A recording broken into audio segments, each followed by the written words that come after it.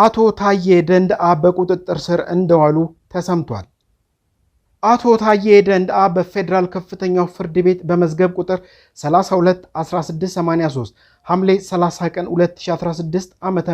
በዋለው ችሎት ቀርቦባቸው በነበረው ሁለት ክሶች መካከል ሳያስፈልጋቸው በነፃ የተሰናበቱ መሆኑ ይታወሳል። ይሁን እንጂ በሕገ ወጥ የጦር መሳሪያ መያዝ ወንጀል እንዲከላከሉ ተብለው የመከላከያ ማስረጃዎቻቸውን በዋስ በመሆን እያሰሙ በቀጠሮ ላይ የሚገኙ መሆኑ ይታወቃል።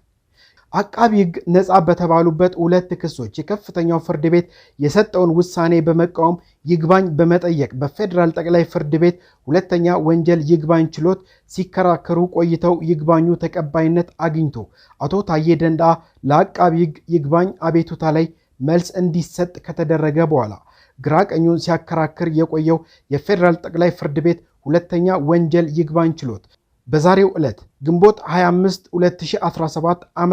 በዋለው ችሎት የከፍተኛው ፍርድ ቤት የሰጠውን በነፃ የማሰናበት ብይን በመሻር በወንጀለኛ መቅጫ ሕግ ስነ ስርዓት ቁጥር 142/1 መሰረት ነፃ የተባሉባቸውን ውሳኔ በመሻር ሊከላከል ይገባል ብሎ ወስኗል።